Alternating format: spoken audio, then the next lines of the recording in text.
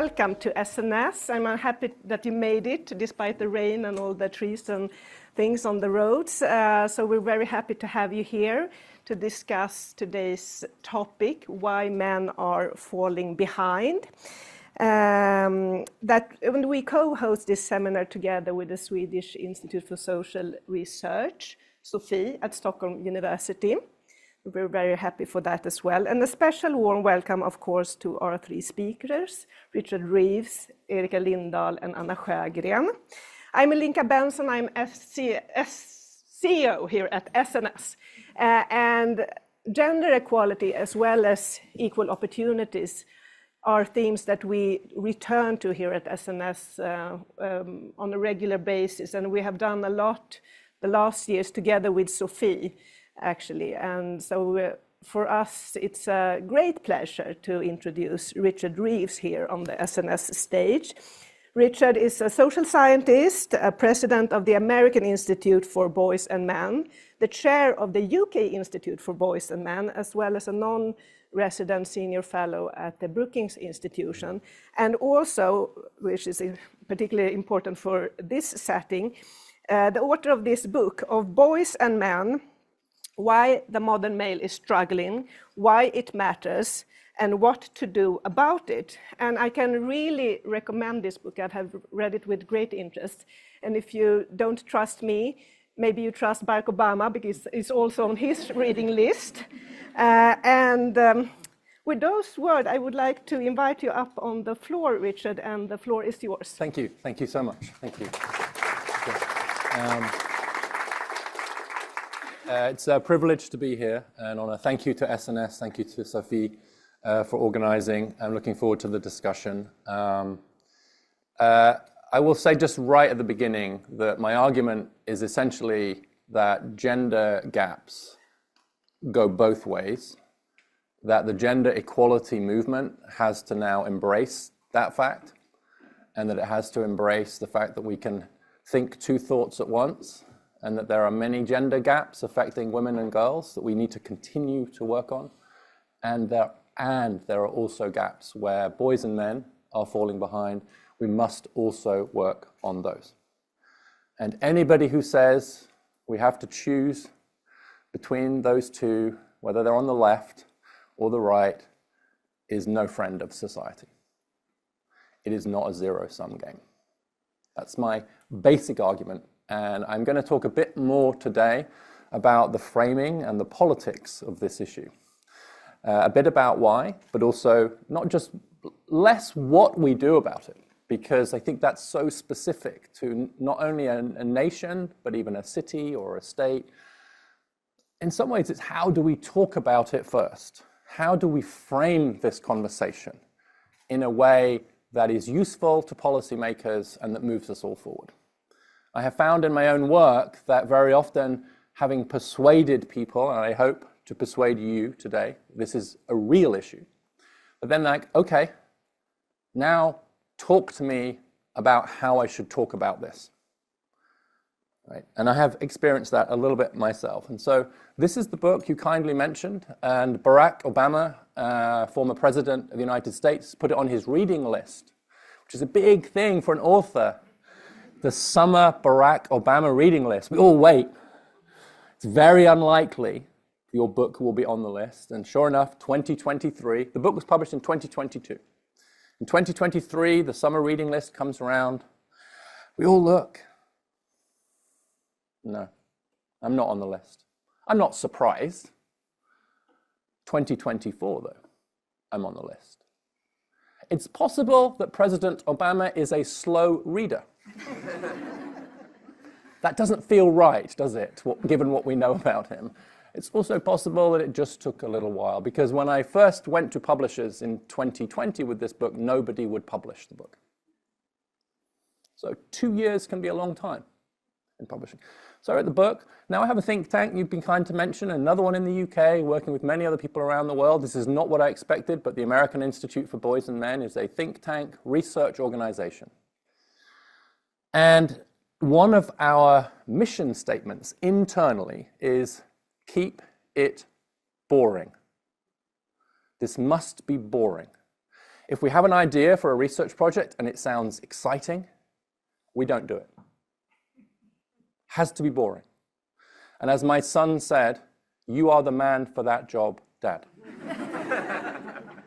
There's a serious point behind that, which is that there is so much non-serious discussion of gender and boys and masculinity and the manosphere and a bad survey every day on what's happening, but not enough attention to some of the issues around mental health, education, employment, family. So I'm going to keep it boring for my 20 minutes. Well, I'll be boring for like 15 minutes and then maybe a little bit more interesting at the end. How about that? So if you make it through 15 minutes, it'll get more interesting. I'm also a dad. I think it's important to say that. Like, most scholarship is at least partly autobiographical. There's a reason we choose to study what we study. And here's 3 of the reasons I do. My sons are now 29, 24, 23. I think it changes every year. And my son on the right, especially Bryce, who's my middle son, really struggled at school, only just graduated high school. We had a call from the school to say he hasn't been at school for 3 weeks. Did you know that? I'm like, we did not know that. Why didn't you tell us before? We've been emailing you, and why didn't you get the emails? And that's because his younger brother on the left, Cameron, had gone into our email accounts and forwarded all the emails from the school. So it's a story of brotherly love, but also a story of educational trouble. They live in the UK and the US now, and this is them in North Wales, which is where my mother is from.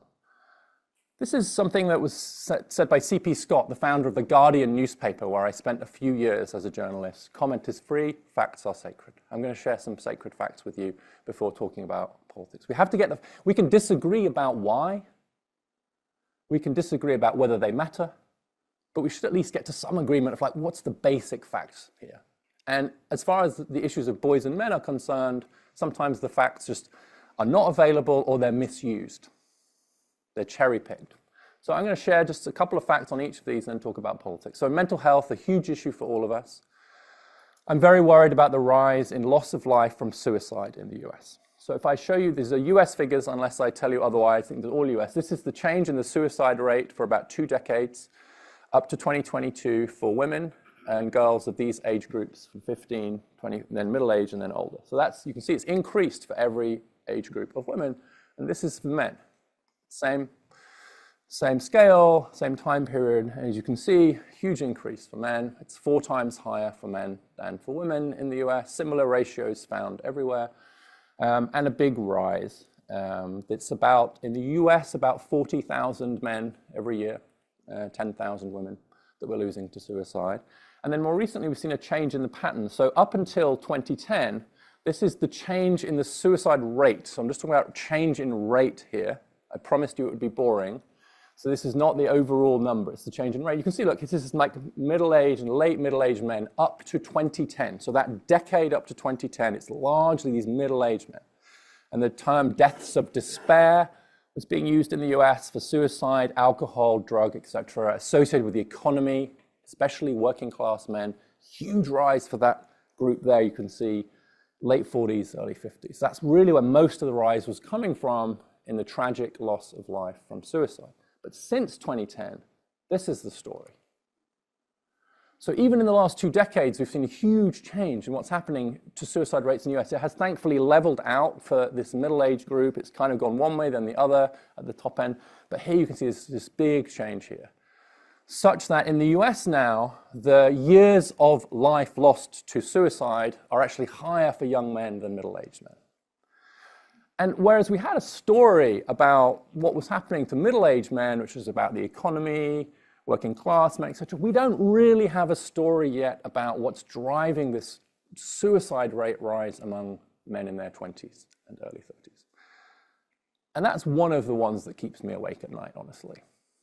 I think perhaps particularly because I have sons in that age group and sons who've struggled in some cases with mental health problems, like knowing that it's 4 times higher risk for your son than for your daughter, knowing that it's rising for young men. I think it's something every parent and every public policy official, every health minister in the world needs to know. Obviously, this is US. It's not the same everywhere else. We can do a bit on education. Some of you will know this work, but if you just look in the US, similar story across OECD countries, huge gender gap now in higher education.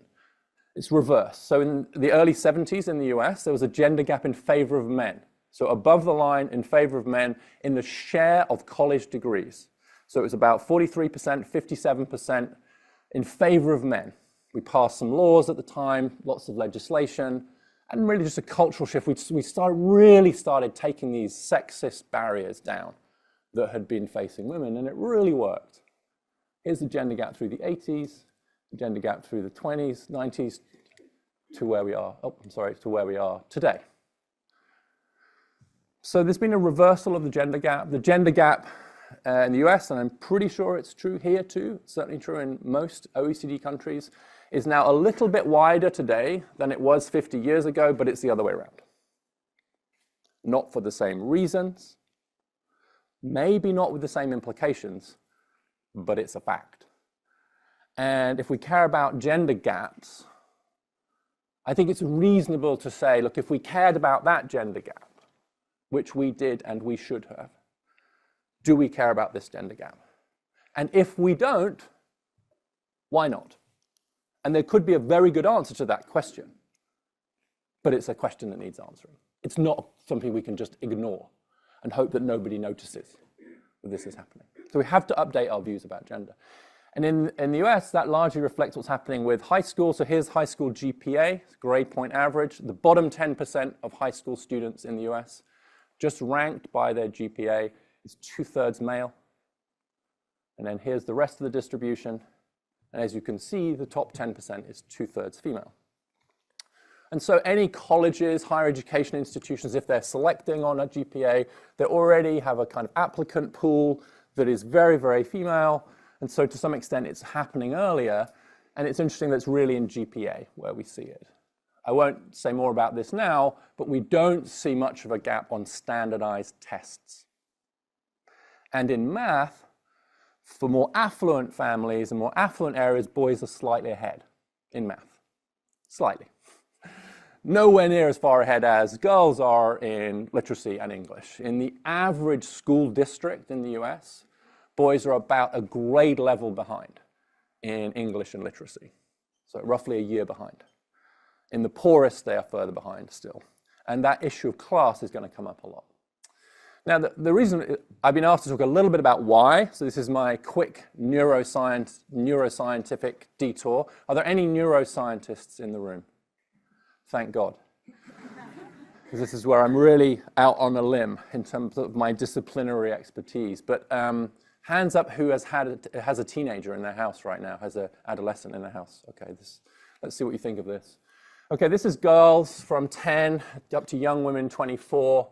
And this is measuring something that psychologists call impulse control. That's like the brake on a car. And it's the part of you that says, you know, maybe I should go to bed early, study for my examination, do my homework, or in my son's case, go to school. And then you get this other thing happening, which is sensation seeking. I'll go back. Sensation seeking. This is like the accelerator on the car, the gas on the car, which is like, let's go for it. Your friend says, let's drive to another state, try that new drug, stay up all night, screw school, it'll be fun. That's the bit that says, yeah, right. And so what it's telling you for girls is that like this period of teenage years is when sensation seeking is peaking, impulse control is at its lowest, and so it's just kind of hard to make yourself stay at home and do your chemistry homework rather than go out with your friends and have fun, right? So this is why it's a difficult period developmentally. It's why there's more risk, etc. That's girls, and this is just a neuroscientist way of saying the teenage years are a hot mess. Those parents in the room, it's not your fault. It's just neuroscience. But now let's do boys. Same scale. I haven't changed the left-hand scale here. Boys' impulse control by age. Boys' sensation seeking by age. Average. The distributions will overlap. So all I'm saying is it's different, right? And there's all kinds of implications for that around health, risk-taking, etc. But I'm just focusing here on education. Is that just the reason why it's a little bit harder maybe for boys is just on average they're just struggling a bit more with this gas brake thing, right? So the same thing that would lead you to get in the car with your friend and go and try that thing, or I live now in rural Tennessee and there's a bridge over the river. It's very, very, very high road bridge, which the teenagers jump off and watch the others do it. I've been watching them do this for 4 years now. I haven't seen a girl do it yet. Sorry, it's just true, right? But the boys are lining up. Oh, it's really high. But it's also the same thing. It's going to make it hard for you to do homework. And why is this happening? Partly because the girls are just older. They hit puberty earlier. Their frontal cortex develops earlier. A 14-year-old girl is older than a 14-year-old boy, developmentally speaking. That's one of the reasons that we see this gap. So I won't say any more on that now. We can get into it. Also in the US, we've seen a decline in the share of teachers. In the 80s, it was about 33% male teachers, I should say. So we had about a third of teachers were male. Now it's 23% and falling, so a 10 percentage point drop in the share of men in our classrooms. It's hard to evaluate the effect of that, but we lose coaches, we lose role models. For sure it matters. So I'm particularly proud that at least I'm doing my bit on the male teacher front. Pre-K, no men, 3% male. Elementary and middle, 20% male. Secondary, 43% male, but this is where the gap it's falling. And this is my son, the one I mentioned earlier, who struggled at school, who is now teaching 5th grade elementary school in Baltimore City, Maryland. As I said to him, you do know you have to go to school when you're a teacher. And so that's him. That's his circle back. And it's partly because he struggled so much. And when I think about male role models, he's a lumpy 6'4" guy. He's an athlete. He loves the kids. He teaches social studies. They love him. He lets them arm wrestle him every day. And if they beat him, they don't have to do their homework. But they're 11. So they don't beat him. But they keep trying. Apparently there's one girl that's really strong. And so I just think that's fun. He's probably not technically allowed to do that. And I don't know if he would be doing that if he was a female teacher, maybe. But anyway, that's the kind of role model I think about every day. In wages and work, these are, again, all the US trends. I'm just going to focus here on class. I'm looking at here, my break is with a college degree, a BA, and without a college degree. So non-working class women, this means women with a college degree, and it's just a straight end-to-end point, right? No variation, just point to point, 79,000 to 2023, adjusting for inflation, full-time earnings for full-time workers. As you can see, wages have gone up for women with a college degree. They've also gone up for men with a college degree. A bit of a narrowing of the gender gap, but not much. And in recent years in the US, the gender gap is widening a little bit again. So two thoughts at once. I'm really worried about the gender pay gap in the US right now because it's going back a little bit. But now let's look at those without college degrees. This is women without college degrees. A little bit of an increase. And this is men without college degrees. So as you can see, it's basically been flat. So the good news is that we're seeing a closing of the gender pay gap between working class men and working class women. The bad news is it isn't probably the best way to do it. To have slow growth for women and no growth for men, right? There are very few men in what we call these HEAL professions. So health, education, literacy. So that would include education. My son is in a HEAL profession, but it also include mental health, care, etc. And one of the things that over the last day or so that we've been talking about at the SOFI conference is just how we have done a good job of getting more women into male occupations. Not finished, not complete, but pretty good. And meanwhile, we've gone the other way. I showed you teachers of getting men into more female professions. This is mental health, because I'm very interested in mental health. Back in the 70s, about 40% of social workers were men. Actually, most psychologists were men. This is what's happened since to the share of men, the share of the professions that are male. We're at 20% and falling.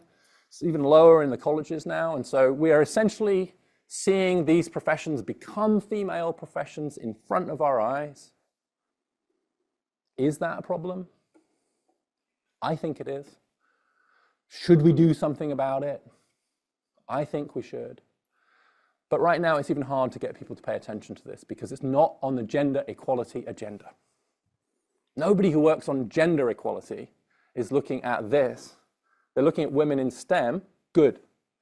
Who's looking at this? Right. I think it matters just as much. And then last, family life has really changed in the US. Again, the US is very different here. But just to show you one chart on this, which is the share of people in their 30s and 40s living in a household with children. And I'm just really showing you the class gap here again. So working class women, that's without a college degree. Non-working class, that's college women. Non-working college men, and then non-college men. And so what I'm showing you is that this just didn't used to be so much of a difference. Working class women are always more likely to be living with children. But really the drop here is for working class men. As you can see, it's gone from more than 2/3 of working class men, i.e. without a college degree, to 50%. So now it's a coin toss if a guy without a college degree is living with children in his 30s and 40s. I'm not saying good or bad. I'm probably implying, but it's a question. It's a different world. And then I think it's related to these senses of isolation, not feeling needed, etc. So I'm just going to use my last couple of minutes. I think I've got 3 minutes left. Is that about right? Maybe 4. To do something, sometimes at this point I list policies. I'm a policy guy. I'm boring. I've already told you that. I was at Brookings for 10 years, for goodness sake. You know, my wife would say, "How was your day?" And I'd say, "I have a chart. Would you want it median? Well, how are we going to describe what's good? Define good. Is this a Likert scale, 1 to 10? Just follow me on Twitter, then you'd know." Anyway, so I'm not going to do that. They would be start boys in school later. They would be more apprenticeships. They would be more male teachers. They would be concerted efforts to get men into these healed professions, right? But I'm not going to do that. Maybe we'll get to that. Instead, it's become clear to me that we have a different problem, which is how to talk about this. And I changed this last night after discussing with some colleagues. Thank you for sending stuff and the piece you sent me. Reframe the conversation to regain this ground. The ground, the issue of boys and men, has been ceded to more reactionary voices. So a certain young man said, "Boys and men are struggling. I talk about that, so they want to shut me down." Andrew Tate said that. He's right. Boys and men are struggling. He's right that many people do not want to talk about it. And then he can claim that's why they want to shut him down. So how about making Andrew Tate wrong? How about proving him wrong by showing that we've noticed that we care about it? And it's happening now in the US. So I'm just going to read you something. As the father of a son and daughter, I want both my children growing up with all of their God-honoring and God-given opportunities. Our mission is to uplift men and boys. Our mission to uplift men and boys isn't in conflict with our values to leave no one behind. It is in concert. That was Governor Wes Moore of Maryland in February in his State of the State address. The message goes out tonight to all young people, but especially our young men. I know it's hard to get ahead right now, but I promise you, no matter how hard life might get, there is always a way out and a way up. The last thing any of us wants is a generation of young men falling behind their fathers and grandfathers. And I've heard most of this from moms who worry and are worried about them. And to the women out there, this is interesting framing, succeeding after decades of having a deck stacked against them, after that, I see your resilience and I will never abandon my commitment to equal opportunity and dignity for everybody. Governor Gretchen Whitmer, governor of Michigan, in March 2025, in her State of the State address, and signing an executive order to this effect. We rightly have tried to invest in girls to make sure there's a level playing field and they're not barred from opportunities. Yes, but we haven't been as willing, I think, to be intentional about investing in the boys. And that's been a mistake. And I think people are starting to recognize that. President Barack Obama, July 2025. The progress that women have made is to be celebrated, and it is not a zero-sum question of continuing the important work to support equality and opportunity for women and girls while also addressing challenges facing men and boys so directly. It goes on. Governor Gavin Newsom, Governor of California, August 2025, signing an executive order ordering his administration to work on the issues of boys and men. Now, why? Something happened in November 2024 in the US. My inbox looks very different today than it did in October 2024. So I will just observe that at some point, folks in the center and center left, Melinda French Gates, many others, they come to realize, and these folks start to realize, that it's not a zero-sum game and that it is a tragic mistake. I am not partisan, I want to be clear. But it is clearly in all our interests to make sure that we don't allow this ground to be taken. It should not be a partisan issue. I'm working with Governor Spencer Cox in Utah. He hasn't made a comment yet. And so my concluding message is, it is actually a small p political one, or a small d democratic one. And it's really one of the reasons why I entered this work when all of my colleagues advised against it. If you write about boys and men, people will think you're a reactionary. They'll think you hate women. They'll think you become one of them, whatever that means. Right? Doesn't that mean the only people talking about this will be those people? Am I not exactly the sort of person with my charts and Brookings who should be talking about this in a policy way? If we don't talk about it, who will?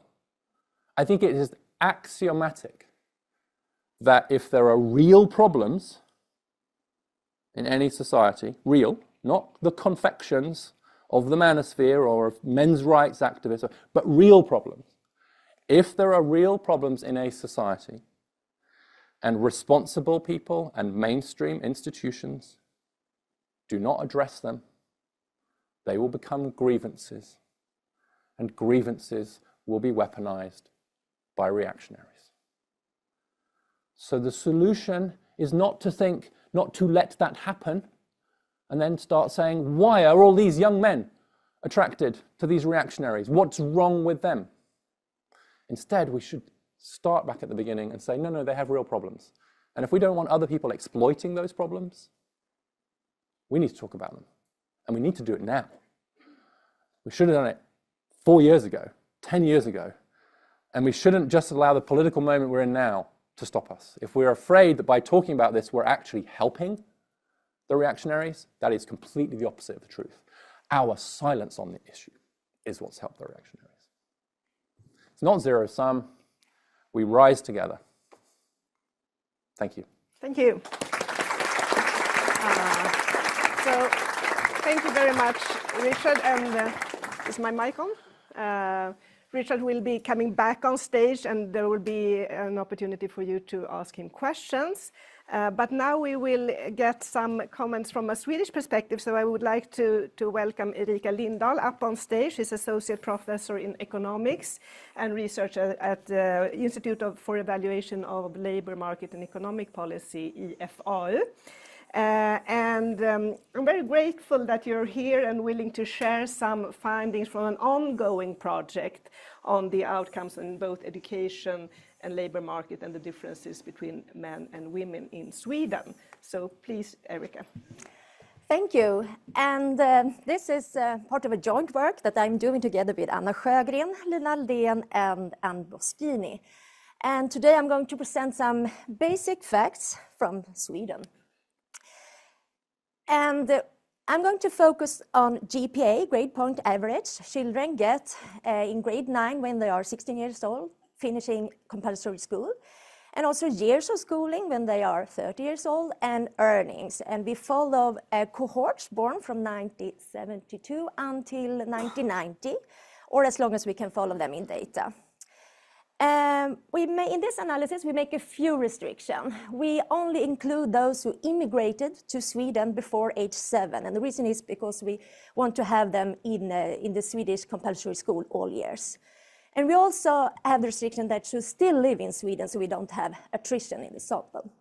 And we focus on 3 groups, those 20% with the lowest grades, GPAs in grade 9, the 20% highest, and the biggest groups in between. And we can also do that, but instead of GPA groups, we could look at parental earnings groups. That's those with the parents with the 20% lowest earnings. And do the same analysis, and it doesn't matter. We get about the same pattern.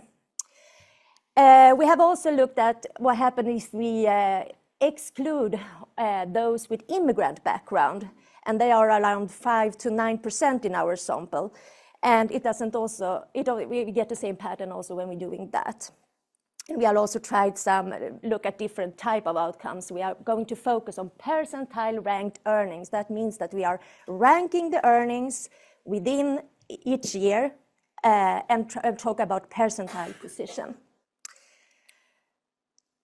Yeah, so this first figure shows the share of boys in 3 different groups, among those with low GPA, middle and high GPA. And we are following those born 1972 until 2002. And if we start with those with low GPA, we see some fluctuations over time that can be traced back to some changes in the gradings, how we set grades in Sweden. But there is really no long-term trend. And these reflections are also we seen in the middle group. But if you look at among those with high GPA, we see that the share of boys is decreasing over time. And that seems to be a long-term trend. So boys have significantly lower grades than GPA than girls. So from now we focus on the 20% with lowest, highest GPA within gender instead. So we're talking about 20% of the boys with lowest grades and highest grades and so on. And we do that and look at incomplete upper secondary education at age 20. And here we have some important educational reforms in Sweden. For example, the introduction of the grade fail. And this really affected the share who have not finished upper secondary school. And we also see a huge gender gap here. Among those with high grades, they are not affected. But we see a gap both in the group of those with middle GPAs and also among those with the high GPA. Sorry, with low GPA, exactly, sorry. And this gap has been quite constant over time since then.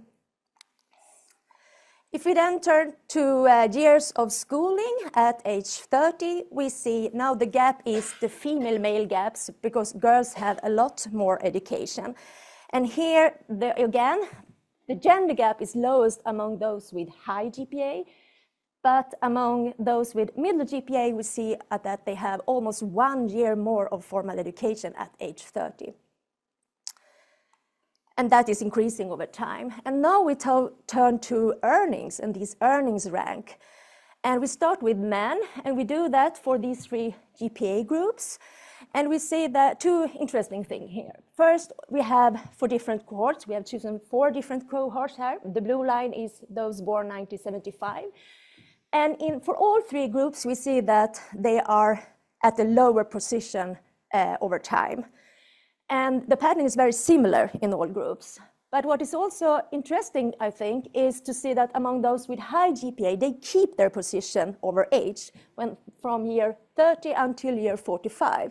That is not the case among those with low grades. They are losing in position over age. If we then turn to women, they have much lower earnings position overall. We see the same pattern over time, but in the opposite direction. So they are rising in rank over time. And what I think is interesting is that among those with high GPA over age, they are increasing in position, while those with low GPA, they are actually keeping their position. So to sum up, we have that women catch up over time and age, but they do it a little bit for different reasons in this group and in the group with high GPA. So to summarize this, boys do not get the highest grades. They have less schooling, especially among those with low and middle grades.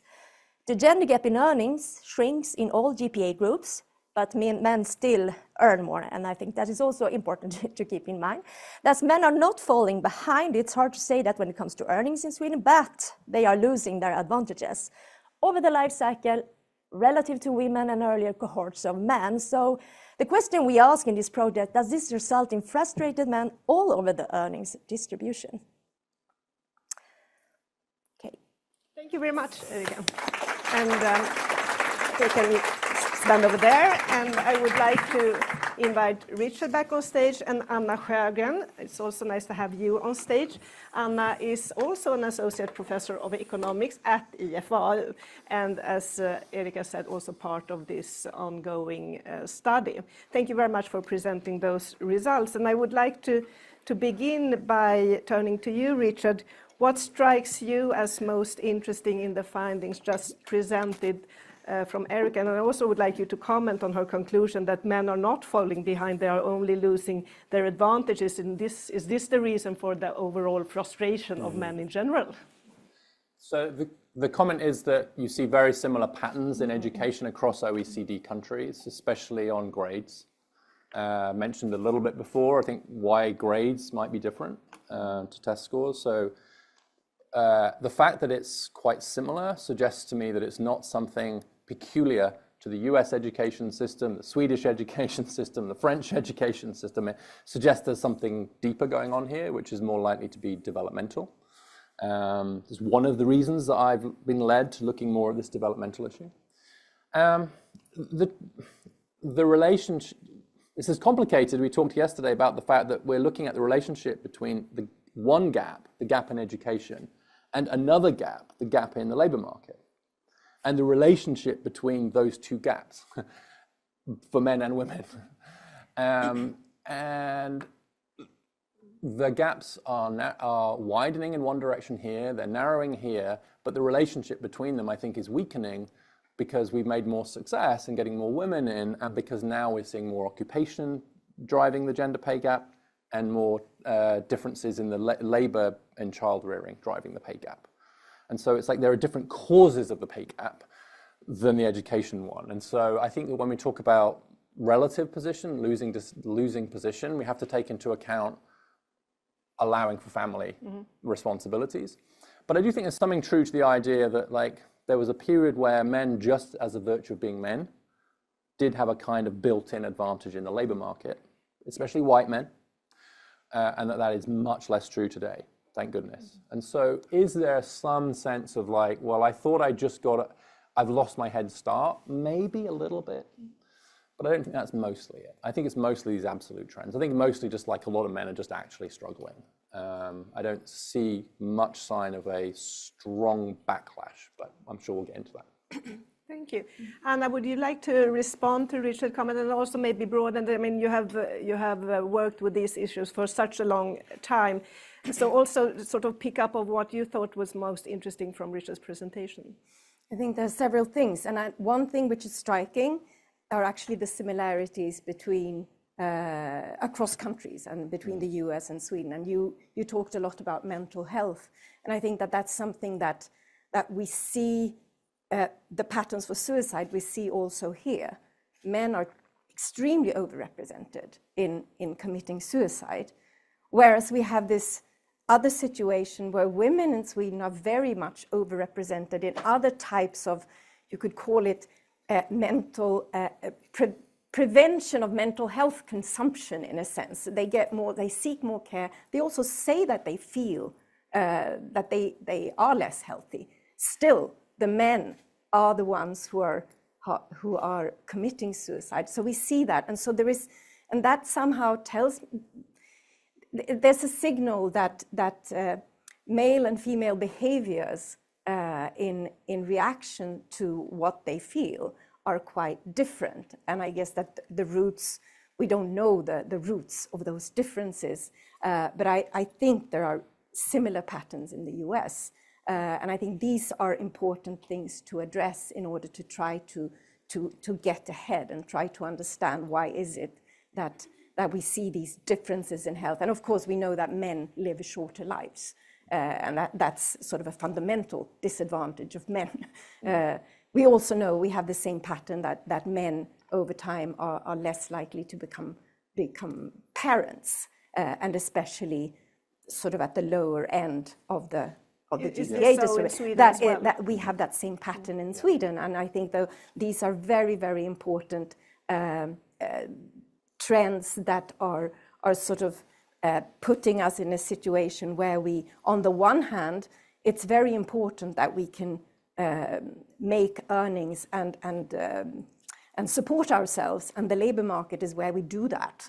And of course, these trends that women are catching up and that men are losing their advantage is sort of that's in some way a success. And yes, yet there are other sides where we haven't made the same type of progress in terms, although I think, at least in Sweden, the gap in some of these health dimensions are actually closing, but they're not closed. Right. So I think, as you say, we need to be able to look at both these situations at the same time. I still find it a bit difficult to talk about. We have really been looking for these boys who are falling behind sort of in absolute terms. And you see that on health dimensions, but we don't really see that in the labor market in Sweden. Yes. And that's important. Yes. And maybe that's a difference. That is a difference. That is a difference. That is a difference between you. Working class men in the US doing much worse. No question. I would like to let you give a comment, but I would also like to open the floor for questions. So if you have a question, please raise your hand and I will sort of look for your hands and you will get the microphone. But please, Richard, would you like to comment on that? Yeah, it's the having children thing is interesting. There was a new poll in the US showing that among men, I think it was young men, but who voted for Donald Trump in 2024, their number one priority in life is to become a father. And after that, it was women who voted for Donald Trump, then it was men who voted for Kamala Harris for the Democrats. And among women who voted for Kamala Harris, it was like the 10th out of 10 priorities to have a child, right? So it's just a sort of interesting insight. And actually men in the US now are more likely to say that getting married and having children is important to them than women are, right? And so I think this whole issue, I think that of family and fatherhood, my interpretation of that and why I think it's so consequential if men who want children don't have them is at least as consequential as women who want children. We tend to think, oh, women who want children, they can't have them, that's terrible. It is. We don't tend to think about men. But in some ways, I think it's even more important for men because I think it anchors them and tethers them and they know, they wake up every day like knowing that someone needs them. And to wake up every day knowing someone needs you, I think is actually very important. And the other thing I'll quickly say is that the mental health thing is true. What's hard is that sometimes our measures don't pick up, right? So I don't know if you have this issue here, but certainly in the US, some of our main surveys for depression don't include externalizing symptoms. They're internalizing symptoms, and there is a gender gap. How do you feel? Like so saying like you've had feelings of feeling sad today, feeling despairing, but others will be acting out. Did you get irritable? Did you get angry, etc.? On average, men are more likely to externalize their mental health problems, women internalize, and some of our surveys don't even ask about externalizing.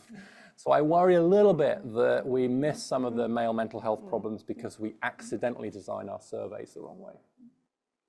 Are there any questions? Yes, please wait for a microphone. It's here. Raise your hand so Linus can see you. And please say who you are. Okay, my name is Jens Karberg. I work for an organization called MEN. And we have been working with these issues for 30 years. So some of us have been working for a long time with these issues. Yeah. I would like to ask a question because you are raising that the trend of grades are going down for boys, and when you're coming to why is that, you're talking about the difference between development, but the difference between development has been there all the time. Yeah. So that wouldn't be a good answer to the questions. Yeah. But rather what we imply in our work is norms behind how the expectation towards women and men, girls and boys are a much higher reason why this is concerning and why we should work with these issues. Yeah. I want to have a Thank you. It would be interesting both to hear from Richard and also from Anna or Erika. And also I would like you, because you have in your book, you didn't really mention it here, only in passing, a policy measure, this kind of red shirting, letting boys start a year later. So if you would both like to comment on that as well. Richard, would you like to start? Sure, yes. That's why the proposal is to have more flexibility so that boys can be a little bit older. So in terms of grades, it's a relative comparison I'm doing here, it's very important. And in fact, girls were ahead of boys in the US, at least back to the 50s, maybe the 30s. I think you were saying? Same here. Same here, 20s, 30s. All the measures we have going way as back. long as we have it. So girls have always had better grades. Now the gap has increased. So the question is, okay, so I think that to me is like if girls had higher grades in the 1920s, that suggests to me there probably is some natural advantage there because they weren't being strongly encouraged to get great grades so they could go to a great college and get a great career, right? So even in conditions of really strong sexism against women, the girls are still doing better at school. And I think what's happened now is that as we've removed those barriers, those ceilings on girls, the incentives to get better grades have got even stronger. And so the natural advantage of girls has been revealed, not suddenly created. I will also say that I think there is some evidence that within schools, it's why I worry about male teachers, etc., that inadvertently there's a default student which is a girl. And so if you think about who's your median student, who's your pedagogy for, who's your recess policy for, who are you thinking about, what are your behavioral expectations of a student, if you're thinking median girl, then you're probably going to disadvantage the boys on average. And we had a paper yesterday about overdiagnosis of ADHD in boys. So I think that, to put a sharp point on this, in schools there is a danger that boys end up being treated like malfunctioning girls, right? And I think that's true, but for me, it's not the main cause. Like, I don't see any systemic bias against boys. It's not deliberate. I don't think that there's a war on boys or anything. But I do think that the structure and the culture and the ethos of schools has also become a little bit less male-friendly. And you add that to the developmental advantage. So I think both are true, but I lean more in my work on the developmental difference. Would you? Yes, yeah, I think you can take it. No, yes. The first thing about school, I think the situation is very similar in Sweden as in US, but as you say in your book also, grades have become more important over time, and that is the disadvantage for girls. And I just want to say one thing about mental health also, because I think it's quite obvious that men and women have different health behavior. So that's a challenge for us as researchers to try to capture, because we are observing them on different margins. So I think that is something we have to keep in mind to really understand what's going on with respect to mental sort of health. getting back to the importance of that policy matters for these issues is really, I think the opening up of the gap in high school completion in Sweden is like a stark signal that what policies are like matters for the consequences of these early gaps, because we don't really think that boys have a disadvantage intellectually. No, we don't really think that. There's very little to say that would be the case. But when we in Sweden introduced the idea that you needed to have a certain level of grades and you couldn't fail certain subjects to be able to pass on to high school or upper secondary school, before that we didn't have a gap in high school completion. We introduced that gap by saying that, well, now all you children have to jump over this bar. Mm-hmm. And of course, the boys, many more boys failed that bar. Yeah. And we have that gap ever since. And there have been massive policies trying to sort of incentivize schools and do whatever to try to sort of undo the disadvantages of poorly performing children in school. But it's been very reluctant to get rid of that threshold to enter upper secondary school. I think maybe now we're getting there, and that's sort of a type of universal policy. I mean, we have the same policy for men and women. It's just that this one really hurt boys disproportionately, and taking that bar away will benefit boys disproportionately. But there's the same policy for all. It's interesting. It's partly about Jens's point too. So increasingly, I think that the causes of the gender gaps in both directions are institutional and structural factors that are not deliberate. Right, so I no longer think that the reason that women don't earn as much on the labour market is because employers are discriminating against women. Right, I think it's more about the structure of the labour market, childcare, flexible working, occupational segregation, the pay of certain things, right? It's not like the bad dude who doesn't want to hire a woman anymore, right? That was more true, right? It's the structure of the labor market. Same in education, right? It's not like a bunch of like feminists took over the education department and said, now we'll stick it to the boys. If we introduce this policy, that'll show them, right? No. Obviously, it was not intentional, but it was structural. And I think that's part of the challenge here, is to get people to think about structural factors. Are there any questions from the audience? Please raise your hand if you want to. Yes, so you will get the microphone. Thank you for a very interesting presentation from both of you. So I'm a researcher in sexual and reproductive health and rights at Karolinska. And my question was related to one of the slides that you showed quite early on, or quite late in your presentation, about men and women of high and low income status and having a child in their household or not. And I'm just directly thinking about all of the cuts to various types of services provided in the reproductive health area. In the US. In the US, because I think you were showing US figures. So wouldn't that, so I'm not sure what you sort of adjusted for or what you looked at, but wouldn't that also be part of the explanation? Because women are to a high extent also single mothers in single households. So I was just wondering a little bit about that, because that wasn't entirely clear to me, and that would, I'm thinking, explain some of that trend. Yeah. Okay, that's very helpful. Yes, so in the US, again, there's this very big difference around marriage and cohabitation compared to Sweden and other countries.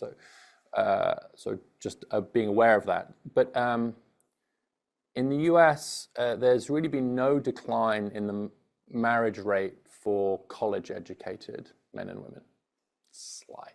I have another chart I didn't use like that. But for those without a college degree, the marriage rate has gone really down. And so most children in the US born to a mum without a college degree are born outside of marriage. And in the US, that means not cohabiting generally, right? It's not like there isn't a big cohabiting thing. And so there's a huge class gap there, which is what I showed.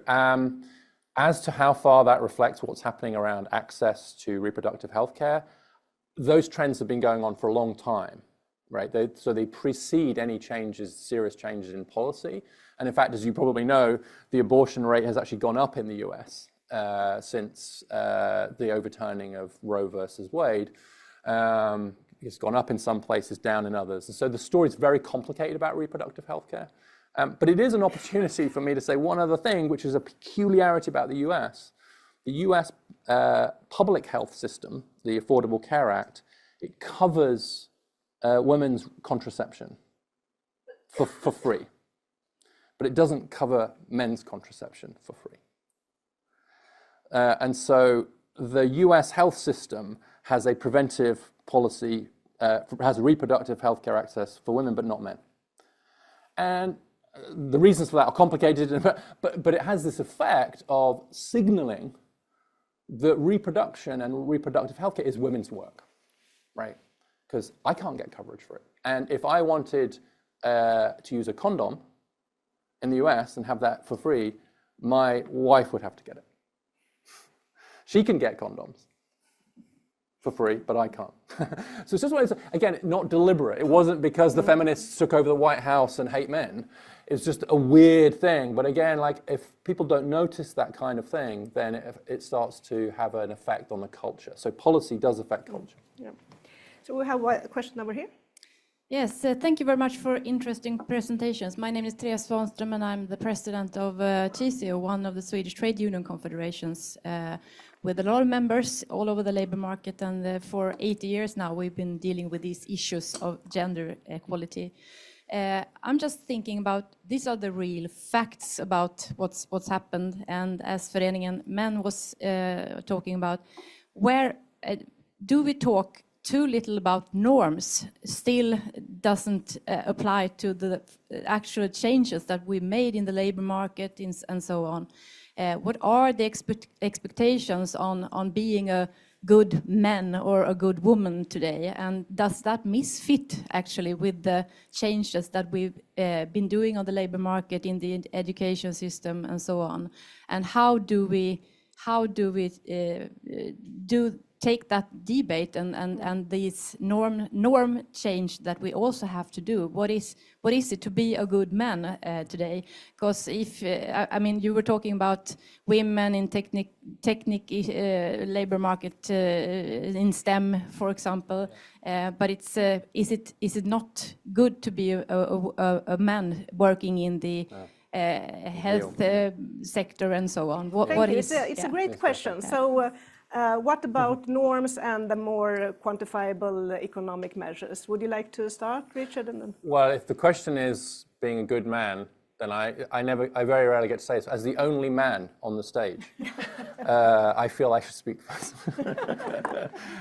Actually, the question of norms came up in our academic conference yesterday, so I think it's very important. Let me make a provocative comment first, which is we should have that conversation. But we should be very careful not to have this frame where we think that the problems of men are problems with men. Right? There is this sense that you'll get, like, if the men would just fix themselves, go to the doctor, give up these old-fashioned masculine ideas about what kind of work to do, like become a new man, all of that, right? If they would just fix themselves, right? So it's an individual problem. It's very individualistic if we get it wrong, right? It's like the problems of men, like, men, go fix yourselves, right? Which is something I think we did to women and still do sometimes too. Rather than saying, looking at the structure of the labor market, we say, why don't you wear shoulder pads and stand in a power pose and take assertiveness training or whatever? Like, women are like, no, I just would like to be the boss, but I'm not doing any of that stuff, right? We shouldn't make the same mistake with men where we say, you can succeed just as long as you stop being male, right? So that's the caveat. But I also do think it's a problem if an occupation is really highly gendered. Because then, like, we're asking too much, I think, of women to go into an occupation that's incredibly male-dominated. Because it will inevitably then have a more masculine culture, a more masculine feel, or look. And you can't be it if you can't see it, is the feminist phrase. And so I think it's getting harder and harder to persuade men to do what my son did or go into psychology. And not because, by and large, they're hung up on, like, real man stuff. It's because they don't see enough men doing those jobs. So it's a vicious cycle, right? And so let's have scholarships for men into those programs. Let's have advertising campaigns. Let's have peer groups. Let's just do policy to get men into HEAL, like we did women into STEM. And then maybe we'll get into the norms thing, but let's do stuff first before we assume that the problem is norms. So I think we can do both, but I think let's do policy. Let's try and encourage men into those. And a number of US states are now starting to do that and setting targets, for example, to get men into education. So I'm like, good, let's just do that. And then I think men will follow. Anna, would you like to come? Oh, these are hard issues, but I think, yeah, we have economic incentives are sort of stacked against men entering female-dominated professions because there are very little incentives, at least in our country, to do so. Salaries are low, working conditions are not typically bright. Might be better than being at the bottom of the mine, but still, it's not like super good working conditions. Whereas the economic incentives to actually cross that other barrier for a woman to go into something male-dominated, you have a lot of effects pulling you there. The incentives are there to sort of persuade you. So I think that here, and this is also why these economic basic facts are very important in understanding why these patterns are so persistent. But I think I just recently saw a researcher presenting work where it suggested that the tolerance for male deviations from sort of a male norm are much less than how we tolerate female deviations from female norms or typical prescribed roles. And I think these things are important because of this, it puts like a straitjacket on a lot of men, and these are things that I think are important in trying to sort of move forward to how are there policies which encourage loosening up a little bit of that straitjacket so that we can have choice also for men of doing non-manly things. That would be a very important way forward. And I think that will be a very suitable concluding remark, because now this hour has passed, and it is 1 hour, right, Sanna? You're looking at me. So because there's still, the concentration is very high in the room, but we are always very strict on time here at SNS. So I would like to really thank you, Richard, Anna, and Erika, and all of you in the audience. And I am sure that this conversation will go on further than this hour. But thank you for today.